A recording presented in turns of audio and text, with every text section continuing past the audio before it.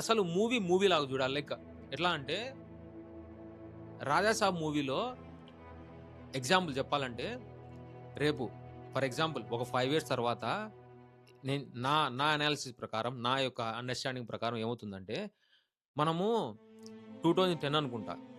'Khaleja' cinema మనం అందరం clap చేసాం. గుర్తుందా మీ అందరికి? సేమ్ అలానే 'రాజాసాబ్' మూవీ కూడా ఒక 5 years or within 5 years max 5 years.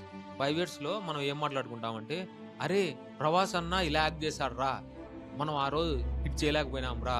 అది మన తప్పురా" అని చెప్పి దాన్ని కల్ట్ అనే సింబల్ పెట్టేసారు దానికి. 'కలేజా' అలానే అయింది.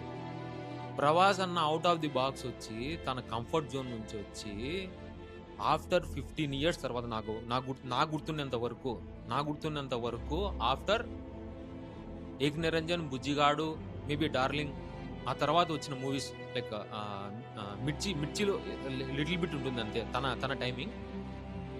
ఈ మూవీలో ఔట్ ఆఫ్ ది బాక్స్ వచ్చి, తన కంఫర్ట్ జోన్ నుంచి బయటకొచ్చి, తను ఎంటర్‌టైన్ చేసి, తన కామెడీ తన అట్‌మోస్ట్ ఇచ్చేసాడు.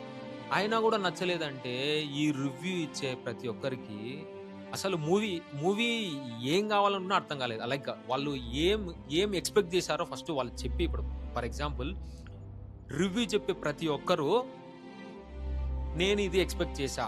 ఎలా అంటే, మారుతి గారు హర్రర్ ఫ్యాంటసీ అన్నారు. కానీ హర్రర్ లేదు, ఫ్యాంటసీ లేదు, లేదా కామెడీ లేదు. ఇది క్లారిటీగా నేనిది అనుకున్నాను. కామెడీ లేదు, లేదా ఫ్యాంటసీ లేదు. ఇంకొకటి నెక్స్ట్ హర్రర్ లేదు. ఇట్లా పాయింట్ టు వైస్ చెప్పే